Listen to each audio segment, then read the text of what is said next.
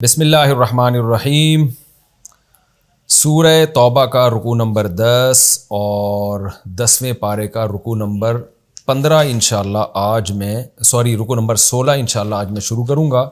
حسب معمول اس رکوع کا مختصر لفظی ترجمہ مختصر گرامر کے ساتھ، پھر انشاءاللہ اس کی تفسیر۔ اعوذ باللہ من الشیطان الرجیم، بسم اللہ الرحمن الرحیم۔ یحلفون باللہ ما قالوا، یہ حلف اٹھاتے ہیں، یہ حلف اٹھائیں گے اللہ کے ساتھ، یعنی اللہ کے نام کا حلف اٹھائیں گے، ما قالوا کہ انہوں نے کچھ نہیں کہا، انہوں نے نہیں کہا، جو الزام ان پہ لگا ہے وہ انہوں نے نہیں کہا۔ وَلَقَدْ قَالُوا، حالانکہ یہ کہہ چکے ہیں، کلمۃ الکفر، کفر کا کلمہ، وَكَفَرُوا بَعْدَ إِسْلَامِهِمْ، اور اپنے اسلام کے بعد کفر بھی کر چکے ہیں، وَهَمُّوا، اور ارادہ کر چکے ہیں۔ ہمو اصل میں تھا ہمموا، ضربوا کی طرح۔ ہم کا معنی ہوتا ہے ارادہ کرنا، اہتمام اسی سے نکلا ہے، کہتے ہیں نا اہتمام کے ساتھ کوئی کام، یعنی بڑے ارادے کے ساتھ اور پلان کے ساتھ۔ وَهَمُّوا بِمَا، اور اس چیز کا یہ ارادہ کر چکے ہیں، لم ینالوا، جس کو یہ نہیں پہنچے۔ نالا ینالو، نیلن کا معنی حاصل کرنا، ینالو اصل میں تھا ین یلو، یسمعو کی طرح پڑھا جاتا ہے ینالو، یعنی انہوں نے اس چیز کا ارادہ کیا جس کی مراد کو یہ پہنچ ہی نہیں پائے۔ تفسیر میں انشاءاللہ سمجھ میں آئے گا۔ وَمَا نَقَمُوا، اور انہوں نے انتقام نہیں لیا۔ نقم ینقم کا معنی سزا دینا، انتقام لینا۔ انہوں نے انتقام نہیں لیا، یعنی مسلمانوں سے انتقام نہیں لیا، الا مگر ان اغناہم اللہ ورسولہ، صرف اس بیس پہ انتقام لیا کہ اللہ اور اس کے رسول نے ان کو غنی کر دیا، من فضلہ، اپنے فضل سے۔ اللہ اس کے رسول نے ان کو غنی کر دیا، مالدار بنا دیا اپنے فضل سے، تو اس بیس پر انہوں نے مسلمانوں سے انتقام لے رہے ہیں یہ۔ فَإِن يَتُوبُوا، پس اگر یہ توبہ کر لیں، یکو خیر لہم، یکو اصل میں تھا یکن، نون حذف کر دیا جاتا ہے، یکن یہ ہوگا خیر لہم، ان کے لیے بہتر۔ وَإِن يَتَوَلَّوْا، اور اگر یہ پیٹھ پھیریں یعنی توبہ نہ کریں، يُعَذِّبْهُمُ اللَّهُ عَذَابًا أَلِيمًا، اللہ ان کو دردناک عذاب دے گا، فی الدنیا والآخرہ، دنیا میں بھی اور آخرت میں بھی۔ وَمَا لَهُمْ فِي الْأَرْضِ، اور نہیں ہوگا زمین میں ان کے لیے، من ولیٍ، کوئی دوست، ولا نصیر، اور نہ ہی کوئی مددگار۔ وَمِنْهُمْ، اور ان منافقین میں سے بعض ایسے ہیں، من عاہد اللہ، جنہوں نے اللہ سے عہد کیا تھا۔ ایک ہوتا عاہدہ یعہد، اس کا معنی بھی عہد کرنا، اور ایک ہوتا عاہد یعاہد معاہدتاً، اس کا معنی بھی عہد کرنا۔ تو معاہدہ میں جب دونوں جانب سے پکا عہد ہو نا، تو پھر اس کو معاہدے سے تعبیر کیا جاتا ہے، ویسے عہد بھی اسی کو کہتے ہیں، لیکن معاہدہ جب دونوں طرف سے پکا ایک ایگریمنٹ ہو۔ بعض ایسے ہیں جنہوں نے اللہ سے ایک معاہدہ کیا تھا، کیا معاہدہ تھا؟ لئن آتانا، لام تاکید کے لیے، ان کا معنی اگر، آتانا من فضلہ، اگر اللہ نے ہمیں عطا کیا اپنے فضل سے، لنصدقن، اصل میں تھا نصدقو، صدقہ یصدقو کا معنی تصدقہ یتصدقو، اس کا معنی ہوتا ہے صدقہ کرنا، تو تاکید کے لیے لام اور نون لگا دیا، لنصدقن، ہم ضرور بالضرور صدقہ کریں گے، وَلَنَكُونَنَّ، اور ہم ضرور بالضرور ہو جائیں گے، من الصالحین، نیک لوگوں میں سے۔ فلما آتاہم، پس اللہ نے جب ان کو دے دیا، من فضلہ، اپنے فضل سے، بخلوا بہ، تو اس دی ہوئی چیز کے ساتھ انہوں نے بخل کرنا شروع کر دیا، کنجوسی شروع کر دی۔ وتولوا، اور انہوں نے اعراض کرنا شروع کر دیا، پیٹھ پھیرنا شروع کر دی۔ وہم معرضون، اور یہ تو ہیں ہی اعراض کرنے والے۔ فاعقبہم، اللہ بدلے میں لایا۔ اعقبہ یعقب، دیکھیں عقب کہتے ہیں پشت کو، پیچھے کے حصے کو، ایڑی کو جو پیچھے ہوتی ہے، تو اعقبہ یعقب، اعقاباً کا معنی ہوتا ہے کسی کی ایڑیوں کے پیچھے پیچھے چلانا کسی کو، یعنی کسی کے پیچھے پیچھے لانا۔ تو اعقبہم نفاقاً، اللہ ان کے پیچھے لے آیا نفاق کو۔ تو پیچھے کا مطلب کیا ہے کہ انہوں نے یہ برا عمل کیا، اس کے پیچھے اللہ نے یہ کر دیا، یعنی اس کا اس لیے آسان ترجمہ کیا جاتا ہے بدلے میں اللہ نے یہ کر دیا۔ تو انہوں نے ہوا کیا، دوبارہ آیت پڑھ لیتا ہوں، فلما آتاہم من فضلہ، جب اللہ نے ان کو اپنے فضل سے عطا کیا تو یہ بخل کرنے لگے اور اعراض کرنے لگے، تو اس کے بدلے میں اللہ نے ان کو دے دیا نفاقاً، منافقت دے دی اللہ نے ان کو۔ فی قلوبہم ان کے دلوں میں نفاق ڈال دیا، الی یوم یلقونہ اس دن تک جس دن یہ اللہ سے ملاقات کریں گے، یعنی قیامت تک. یلقونہ لقی یلقا کا معنی ملاقات کرنا، یلقونا اصل میں تھا یلقونا، تو یلقونا پڑھا جاتا ہے. اللہ نے بدلے میں ان کو نفاق دے دیا ان کے دلوں میں، یعنی ان کے دلوں میں نفاق ڈال کے بدلے کے طور پر ان کو دے دیا. کب تک کے لیے نفاق دے دیا ان کو؟ گفٹ میں. الی یوم یلقونہ اس دن تک جس دن یہ اللہ سے ملاقات کریں گے، قیامت تک کے لیے اللہ نے ان کو نفاق ان کے دلوں میں ڈال دیا. کیوں؟ بما اخلف اللہ، اس لیے کہ انہوں نے اللہ سے خلاف ورزی کی. اخلف یخلف، خلاف ورزی کی. ما اس چیز کی، وعدوہ جس کا انہوں نے اللہ سے وعدہ کیا تھا. وعدوہ جس کا انہوں نے وعدہ کیا تھا اس کی انہوں نے مخالفت کی. اس مخالفت کی وجہ سے اللہ نے قیامت تک کے لیے ان کے دلوں میں نفاق ڈال دیا. وَبِمَا كَانُوا اور اس لیے بھی ڈال دیا کہ تھے یہ لوگ یکذبون، جھوٹ بولتے تھے. اس جھوٹ کے بدلے میں الم یعلموا کیا یہ لوگ نہیں جانتے، ان اللہ یعلم سرہم کہ اللہ جانتا ہے ان کے بھیدوں کو بھی، ونجواہم نجوا سرگوشیاں، ان کی سرگوشیوں کو بھی جانتا ہے. وَأَنَّ اللَّهَ اور بے شک اللہ تعالیٰ علام الغیوب غیب کی باتوں کو خوب جاننے والا ہے. علام مبالغے کا صیغہ ہے. الذین یہ وہ لوگ ہیں یلمزون جو تانے دیتے ہیں، المطوعین نیک کام کرنے والوں کو. تطوع اس کا معنی ہوتا ہے نیکی کرنے والے، اور متطوع نیکی، تطوع نیکی کو کہتے ہیں، متطوع نیکی کرنے والے، خوشی اور رغبت کے ساتھ جو نیکی کرتے ہیں عام طور پر اس پر اس کا اطلاق ہوتا ہے. تو متطوع کو پڑھا جاتا ہے متطوع. آپ نے دیکھا ہوگا نا سعودی عرب میں پہلے متطوع ہوا کرتے تھے. متطوع کیا مطلب؟ وہ نیکیاں کرتے، نمازوں کے وقت میں دکانیں بند کرا دیتے. آج ابھی نئی گورنمنٹ نے وہ سارے ختم ہی کر دیے ہیں. ان کو بھی متطوع کہا جاتا تھا، اصل میں تھا متطوع. تو یہ لفظ تھا متطوع، اصل میں تھا متطوع، پڑھا جاتا ہے متطوع، لیکن آج کل اردو میں اس کو متطوع کہہ رہے ہوتے ہیں، متطوع. اور اب نئے بادشاہ نے وہ ٹرم ہی ختم کر دیے، وہ بندے ہی ختم کر دیے. تو یعنی اچھائی کرنے والے کو کہا جاتا ہے. الذین یلمزون المطوعین من المؤمنین، یہ منافقین تانے دیتے ہیں مومنین میں جو متطوع ہیں ان کو، یعنی جو اچھائی کرنے والے ہیں ان کو. اچھائی کس چیز میں کرتے ہیں؟ فی الصدقہ، تانے کس میں دیتے ہیں؟ یہ فی الصدقات، صدقوں کے بارے میں. یعنی مومنین میں جو نیک لوگ ہیں ان کو یہ منافقین صدقوں کے بارے میں تانے دیتے ہیں. تفسیر میں ڈیٹیل آئے گی انشاءاللہ. والذین اور ان لوگوں کو بھی تانے دیتے ہیں لا یجدون الا جہدہم جو نہیں پاتے مگر اپنی مشقت. جہد یجہد جہدن کوشش کرنا، جہد کوشش کو کہتے ہیں. جو اپنی کوشش پاتے ہیں ان کو بھی تانے دیتے ہیں. یعنی ایک صحابی نے کوشش کر کے نا ایک رسی کا انتظام کر لیا تھا سارا دن مزدوری کر کے، تو اللہ نے اس رسی کو ان کی کوشش کہا. تو اس رسی پہ منافقین تانے دینے لگے کہ یہ کیا ایک رسی لا کے شو مارنے کی معاذ اللہ کوشش کرنے، یہ اس سے کیا ہو جائے گا، مجاہدین کو کیا فائدہ ہوگا. تو اللہ تو کہہ رہا ہے یہ اس کی کوشش ہے سارا دن کی، تو اس پہ تانے تھوڑی بنتے ہیں، اس پہ تو ان کو اپریشیٹ کیا جائے گا. لیکن منافقین ان کو تانے دے رہے تھے. اس کا تذکرہ قرآن نے کیا ہے کہ والذین ان لوگوں کو بھی تانے دیتے ہیں لا یجدون الا جہدہم جو نہیں پاتے مگر اپنی سارا دن کی کوشش. تو اس کوشش کرنے والے کو بھی تانے دیتے ہیں جو بیچارہ سارا دن کی کوشش سے ایک چھوٹی سی چیز لے کر آیا ہے، وہ تو اس قابل تھا کہ اس کو اپریشیٹ کیا جائے، لیکن یہ تانے دیتے ہیں.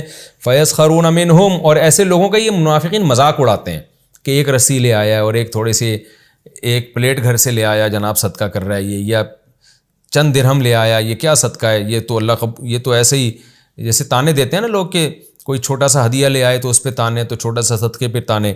سخیر اللہ منہم یہ ان منافقین کا مذاق اڑاتے ہیں. سخیر اللہ منہم اللہ ان کا مذاق اڑاتا ہے. اصل میں یہ صنعت مشاکلت ہے جس کی تفسیر ڈیٹیل میں پچھلے ایپیسوڈ میں بہت ڈیٹیل سے میں تفصیل سے بیان کر چکا ہوں.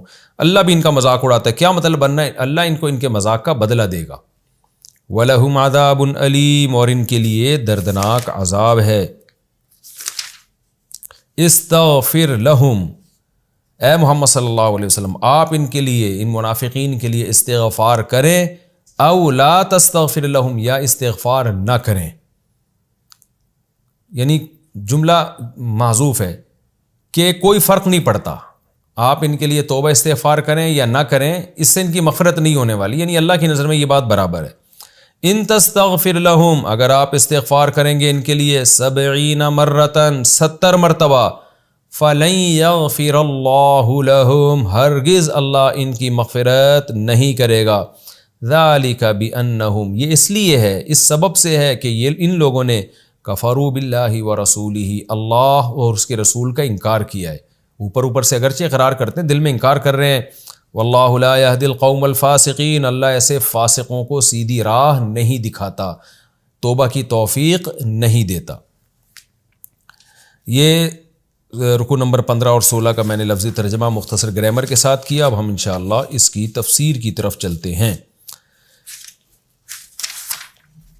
یا ایھا النبی جاہد الکفار والمنافقین واغلظ علیہم. میرا خیال ہے یہ آیت رہ گئی تھی، شاید ہم نے جب تفسیر شروع کی ہے نا تو یہ آیت رہ گئی تھی. اب میں اس کو پڑھ لیتا ہوں. یا ایھا النبی، اے نبی، جاہد الکفار والمنافقین، جہاد کریں کفار سے اور منافقین سے. واغلظ علیہم، اور سختی کریں ان کے اوپر. غلظ یغلظ غلظۃ، اس کا معنی سختی. غلیظ کا لفظ اسی سے نکلا ہے. یہ لفظ سنا ہوگا نا، طلاق مغلظہ، سخت طلاق، جو 3 طلاقوں کو طلاق مغلظہ کہا جاتا ہے. تو غلیظ کا معنی سخت.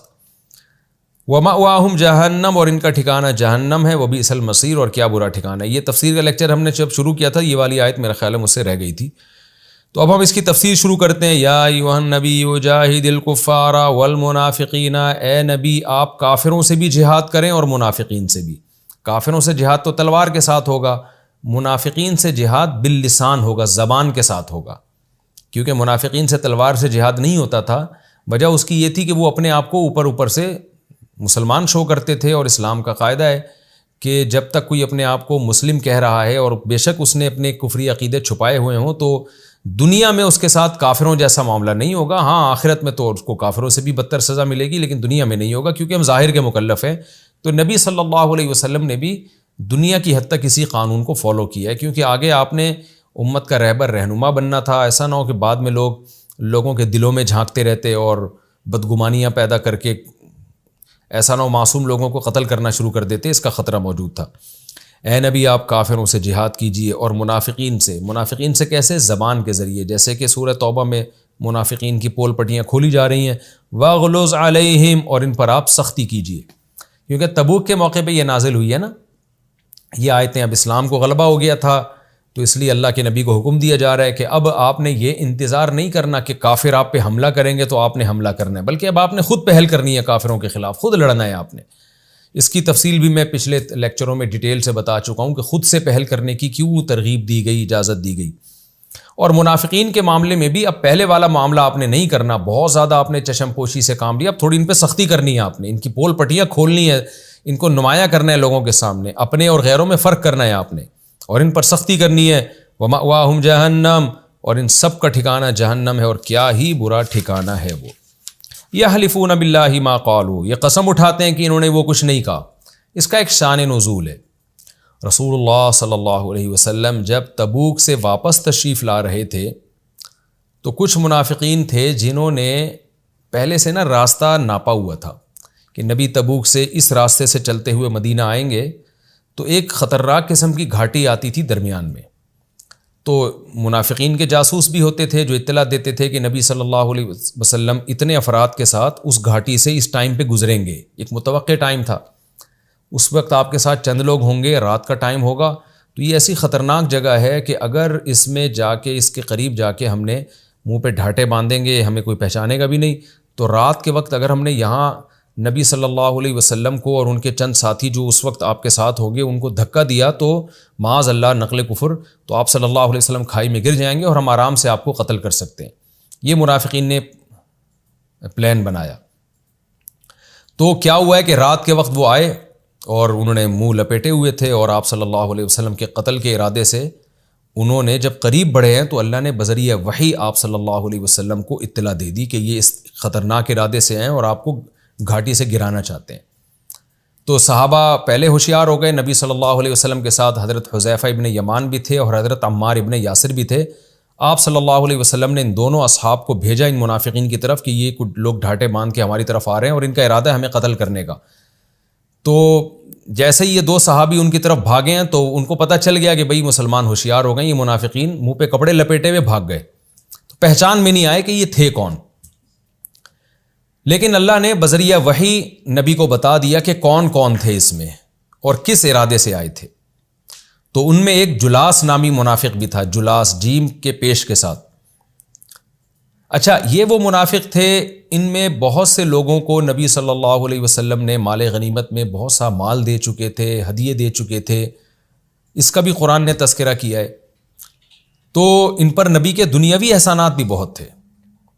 لیکن کتنی بدبختی کی بات ہے کہ نبی نے جس کو دنیا میں بھی نوازا ہو تو وہ ہی نبی کے قتل کے ارادے سے نکل آئے.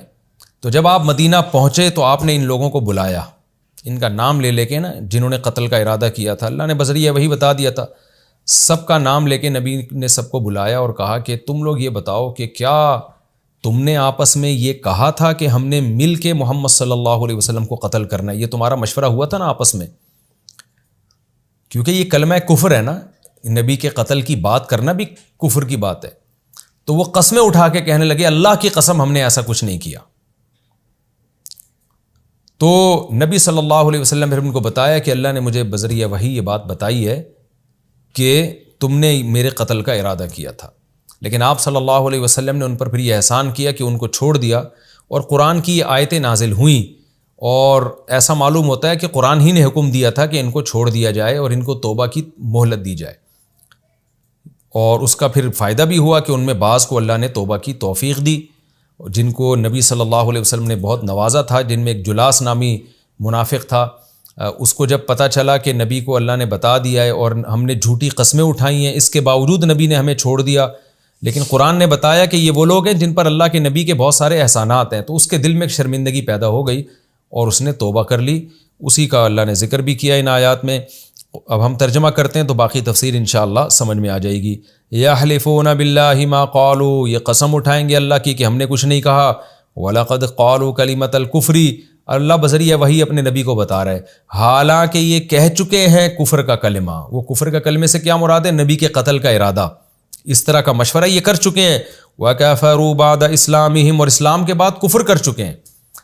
خوب سمجھ لیں، یہاں اسلام سے مراد یہ کہ ظاہری طور پر جو انہوں نے اسلام کا دعویٰ کیا تھا کہ ہم مسلمین کے ساتھ ہیں، تو وہ ظاہری اسلام کے دعوے کے بعد اب ظاہری طور پر کفر بھی کر چکے ہیں.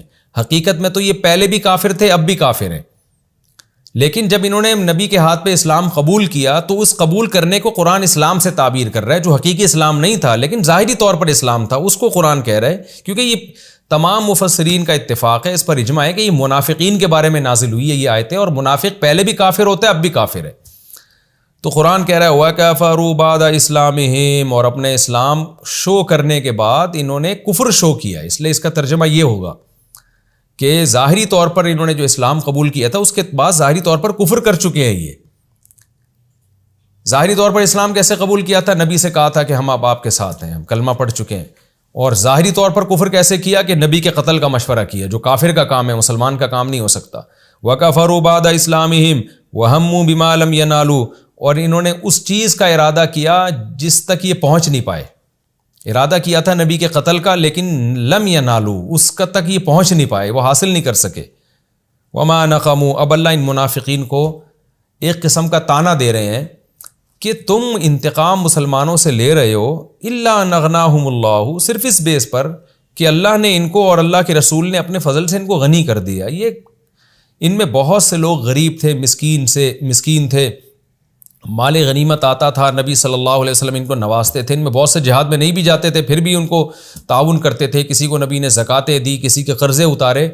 تو اللہ کہتے ہیں تمہارے پر دنیا پر بھی اللہ اس کے رسول کا اتنا احسان ہے، تو اس بیس پر تم اہل ایمان سے انتقام لے رہے ہو.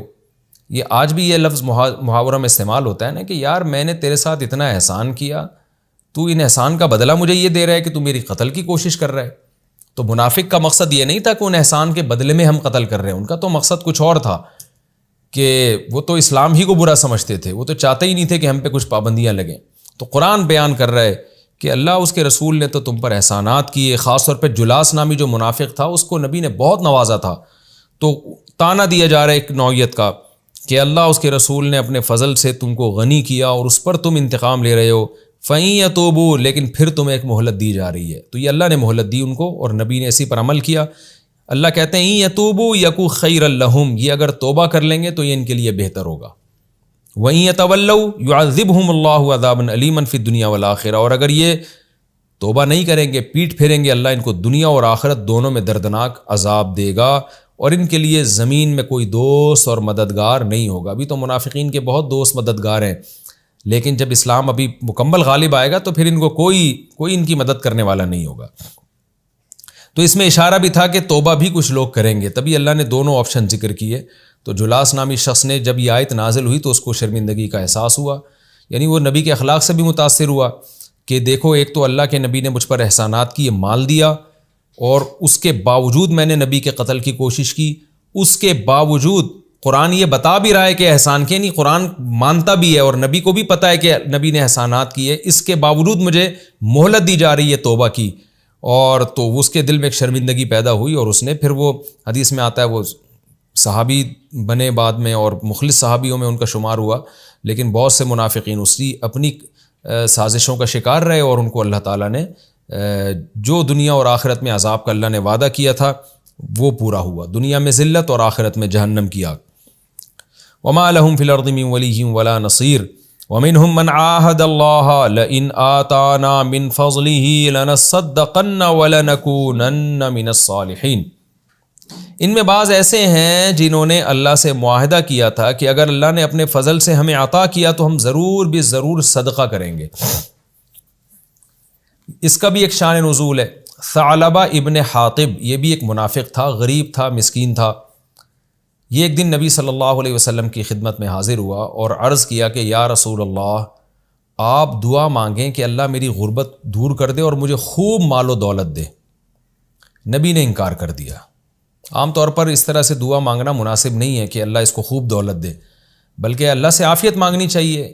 اللہ سے یہ مانگنا چاہیے کہ اللہ تو ہمیں خوش رکھ، غربت میں رکھ، مالداری میں رکھ، وہ تیری مرضی ہے، مال مقصود تو نہیں ہے نا۔ یوں دعا مانگنی چاہیے مالی وسعت دے دے، مالی تنگی سے بچا لے، لیکن یہ دعا مانگنا کہ مجھے بہت زیادہ دولت دے دے، یہ نامناسب ہے، کیونکہ اس کا مطلب دولت مقصود ہے، خوشیاں مقصود نہیں ہیں آپ کی نظر میں۔ بہت سے لوگ بڑی دولت ملتی ہے لیکن پھر بھی ٹینشن میں ہوتے ہیں، تو کیا فائدہ اس دولت کا؟ تو دولت کو ہدف نہیں بنائیں، ہدف بنائیں عافیت اور خوشی کی زندگی، چاہے اللہ دولت کے ذریعے دے یا غربت میں ہی دے دے۔ ہاں غنا مانگنا چاہیے کہ لوگوں کی محتاجی سے بچا، یا مال میں کشادگی دے، برکت دے، برکت مانگنی چاہیے۔ برکت کا مطلب کیا ہے؟ تھوڑی دولت بھی ہوگی، برکت بہت دے دے گا اللہ اس میں۔ تو وہ ڈائریکٹ اس نے کہا کہ نبی سے کہ میرے لیے دعا مانگے اللہ مجھے خوب دولت دے، آپ نے منع کر دیا، لیکن وہ پیچھے پڑ گیا۔ تو اس نے کہا کہ میرا اللہ سے یہ وعدہ ہے، ایگریمنٹ ہے کہ اگر اللہ نے مجھے دولت دے دی تو میں خوب صدقات و خیرات کروں گا۔ جب اس نے یہ معاہدہ کیا تو نبی صلی اللہ علیہ وسلم نے دعا کے لیے ہاتھ اٹھائے، اور آپ نے اس کے لیے دعا مانگی کہ اللہ تو اس کو ہاتھ اٹھائے یا بغیر ہاتھ اٹھائے دعا کی بھی یہ پوری روایت میرے ذہن میں مستحضر نہیں ہے۔ بہرحال نبی صلی اللہ علیہ وسلم نے اس کے لیے دعا کی، اور اس دعا کی برکت سے اللہ نے اس منافق کو بہت مال و دولت دیا، لیکن وہی ہے کہ وہ نشے میں آ گیا۔ پھر جب زکوٰۃ کا وقت آیا تو آپ صلی اللہ علیہ وسلم نے عاملین زکوٰۃ کو بھیجا اس کے پاس اور کہا کہ بھائی زکوٰۃ دو تاکہ ہم غریبوں پہ تقسیم کریں، تو اس نے منع کر دیا۔ وہی کام کیا جو قارون نے کیا تھا کہ جو ہے میں نہیں دوں گا، تو اس نے منع کر دیا۔ اب کیونکہ یہ بھول گیا تھا کہ نبی نے دعا مانگی تھی میرے لیے اور میں نے تو یہ معاہدے کیے تھے، سب چیزیں اس کی نظر سے اوجھل ہو گئیں۔ پھر قرآن میں یہ آیتیں نازل ہوئیں، وَمِنْهُمْ مَنْ عَاهَدَ اللَّهَ، ان منافقین میں بعض ایسے ہیں جنہوں نے اللہ سے ایگریمنٹ کیا، لَئِنْ آتَانَا مِنْ فَضْلِهِ، کہ اللہ نے اپنے فضل سے اگر ہمیں عطا کر دیا، لَنَصَّدَّقَنَّ، ہم ضرور بھی ضرور صدقہ کریں گے، وَلَنَكُونَنَّ مِنَ الصَّالِحِينَ، اور ہم ضرور بھی ضرور نیک لوگوں میں شامل ہو جائیں گے۔ لیکن ہوا کیا؟ فَلَمَّا آتَاهُم مِّن فَضْلِهِ، جب اللہ نے ان کو اپنے فضل سے دے دیا، بخیلوا بہ، تو اس دیے ہوئے میں یہ بخل کرنے لگے، کنجوسی کرنے لگے، زکوٰۃ دینے سے انکار کر دیا، وَتَوَلَّوْا، اور اسلامی احکام سے پیٹھ پھیر دی، وَهُمْ مُعْرِضُونَ، اور یہ تو ہیں ہی پیٹھ پھیرنے والے، ان کی عادت ہی یہی ہے۔ تو اس کا نتیجہ کیا نکلا؟ فَأَعْقَبَهُمْ نِفَاقًا، اللہ بدلے میں اللہ نے ان کے نفاقاً فی قلوبہم، ان کے دلوں میں نفاق دے دیا۔ تھے تو پہلے بھی منافق، لیکن وہ ایسا نفاق ڈال دیا، الی یوم یلقونہ، اس دن تک کے لیے نفاق ڈال دیا جس دن یہ اللہ سے ملاقات کریں گے، یعنی قیامت تک کے لیے ان کے دلوں پر مہر لگا کے ان کے دلوں کو ہمیشہ کے لیے منافق بنا دیا۔ کیا مطلب؟ اس گناہ کی وجہ سے اللہ نے توبہ کی توفیق سلب کر لی ان سے، اور اللہ نے کہا اب یہ منافق کے منافق ہی رہیں گے قیامت تک، اس شخص کو توبہ کی توفیق نہیں ملے گی، یعنی ان لوگوں کو جنہوں نے یہ قسمیں اٹھائی تھی اور پھر پیچھے ہٹ گئے تھے۔ اب سوال پیدا ہوتے ہیں تو بہت بڑی سزا ہے کہ اللہ توبہ کی توفیق ہی کسی سے سلب کر لے، تو اللہ اس کا جواب دیتے ہیں یہ ہم نے ظلم نہیں کیا۔ کیوں؟ ہم نے یہ سزا ان کو اس لیے دی ہے بما اخلف اللہ ما وعدوہ، انہوں نے اللہ سے جو وعدہ کیا تھا اس وعدے میں انہوں نے اللہ کی مخالفت کی ہے، اللہ سے مخالفت کی، اخلف اللہ سے مخالفت کی ہے، ما اس چیز میں وعدوہ جس کا انہوں نے وعدہ کیا تھا، کہ اللہ سے جھوٹ بولا تھا نا انہوں نے، تو جھوٹ تو ایک نفاق ہے نا، جھوٹ کا مطلب کہ اندر کچھ ہے باہر کچھ ہے، تو اس اللہ سے جھوٹ بول رہے تھے، اور وبما کانوا یکذبون، اور یہ ویسے بھی جھوٹ بول رہے تھے، تو اس جھوٹ کی وجہ سے ایک تو اللہ سے جھوٹا ایگریمنٹ اور دوسرا منہ سے بھی جھوٹ بولتے تھے، تو جھوٹ ایک نفاق کی بڑی علامت ہے۔ جھوٹ کا مطلب کیا ہے؟ آپ شو کچھ اور کر رہے ہیں، دل میں کچھ اور ہے، تو یہ ایک منافقت ہے۔ تو اس منافقت والے اعمال کی وجہ سے اللہ نے ان کے دلوں کو ہمیشہ کے لیے منافق بنا دیا۔ یعنی منافق کی بھی دو قسمیں، ایک منافق وہ ہوتا ہے جس کو توبہ کی توفیق مل گئی، جیسے جلاس نامی منافق کو توبہ کی توفیق مل گئی، ایک منافق وہ ہے جو اتنا آگے جا چکا ہے کہ اس کو توبہ کی توفیق بھی نہیں ملے گی، تو یہ ان منافقین میں سے ہے کہ اس نے ایسے کام کیے، بار بار اللہ سے جھوٹ بولے اور معاہدے کر کے پیچھے ہٹ گیا، اللہ نے مہر لگا دی دل پہ کہ اب تو تیرا ظاہر کچھ اور باطن کچھ ایسا ہی رہے گا، اب تیری زندگی اسی طرح گزرے گی، اب تیرے اندر وہ غیرت ہی ختم ہو جائے گی جس غیرت کی بیس پر انسان کو احساس ہوتا ہے کہ یار میں لوگوں کے سامنے کچھ اور ہوں، اندر کچھ اور ہوں، تو یہ احساس اب اللہ تو اس سے ختم کر دیں گے۔ حدیث میں آتا ہے کہ جب یہ آیتیں نازل ہوئی نا، یہ پچھلی آیت جب نازل ہوئی نا وَمِنْهُمْ مَنْ عَاهَدَ اللَّهَ لَئِنْ آتَانَا مِنْ فَضْلِهِ، کہ ان میں بعض ایسے ہیں جنہوں نے اللہ سے معاہدے کیے تھے کہ اللہ نے ہمیں دیا تو ہم صدقے کریں گے۔ یہ آیت جب نازل ہوئی تو یہ ایک دم جو ہے نا ڈر گیا کہ یار یہ تو اللہ نے میرے راز پورے کھول دیے سب دنیا کے سامنے۔ تو یہ جو ثعلبہ ابن حاطب تھا، اس کو احساس ہوا کہ یہ تو قرآن میں آیتیں نازل ہو گئیں میرے بارے میں۔ اس کا خیال یہ تھا کہ میں جانتا ہوں، نبی جانتے ہیں، اللہ جانتا ہے، باقی دنیا میں کسی کو کیا پتہ۔ لیکن جب قرآن کی آیتیں بن کے یہ بات نازل ہو گئی تو وہ ایک دم اس کو ذلت محسوس ہوئی کہ میں تو پوری دنیا میں ذلیل ہو جاؤں گا۔ تو وہ زکوٰۃ لے کر آیا نبی صلی اللہ علیہ وسلم کے پاس ان آیتوں کے نازل ہونے کے بعد۔ پہلے نبی نے نمائندہ بھیجا زکوٰۃ دو، اس نے کہا نہیں دوں گا۔ جب یہ آیتیں نازل ہوئی نا تو پھر اپنی ذلت کو بچانے کے لیے وہ زکوٰۃ لے کر آیا، اور آپ صلی اللہ علیہ وسلم نے زکوٰۃ لینے سے انکار کر دیا۔ وہ بہت اس نے اصرار کیا کہ آپ لے لیں زکوٰۃ، میں دینے کے لیے تیار ہوں، نبی نے نہیں لیا۔ نبی صلی اللہ علیہ وسلم جب دنیا سے چلے گئے تو حضرت ابو بکر کا دور حکومت آیا، تو پھر وہ زکوٰۃ لے کر آیا حضرت ابو بکر کے پاس کہ آپ وصول کر لیں۔ حضرت ابو بکر نے فرمایا جس کی زکوٰۃ نبی نے وصول نہیں کی تو میں کیسے وصول کر سکتا ہوں، میں کبھی بھی زکوٰۃ نہیں لوں گا تم سے۔ اس نے بہت اصرار کیا، ابو بکر نے فرمایا نہ جس کو نبی نے مسترد کر دیا میں اس سے زکوٰۃ نہیں لے سکتا۔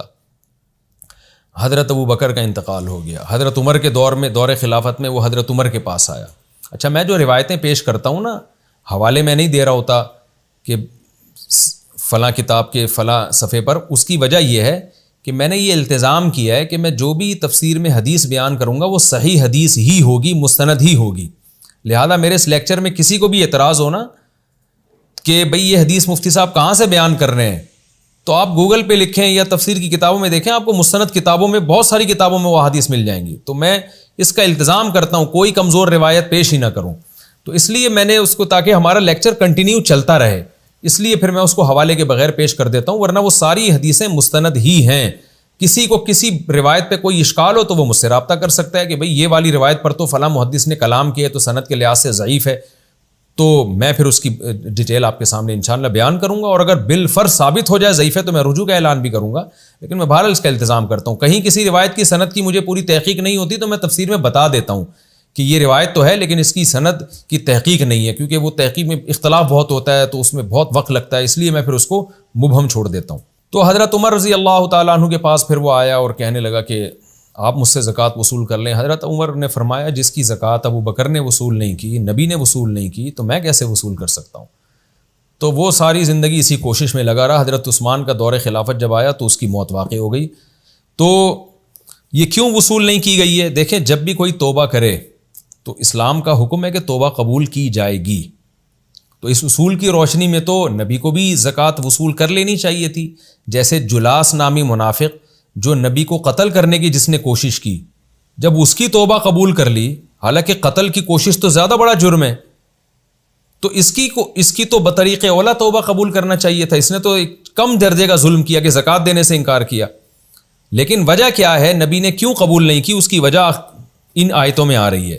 وہ وجہ یہ ہے کہ قرآن کہہ رہا ہے فَأَعْقَبَهُمْ نِفَاقًا فِي قُلُوبِهِمْ إِلَى يَوْمِ يَلْقَوْنَهُ، یہ جو اس نے اللہ سے ایگریمنٹ کر کے توڑا تھا نا، جھوٹ بولا تھا، اس کی وجہ سے اللہ نے قیامت تک کے لیے اس کے دل میں نفاق پیدا کر دیا ہے، یعنی اس نفاق تھا پہلے سے، اس کو باقی کر دیا ہے۔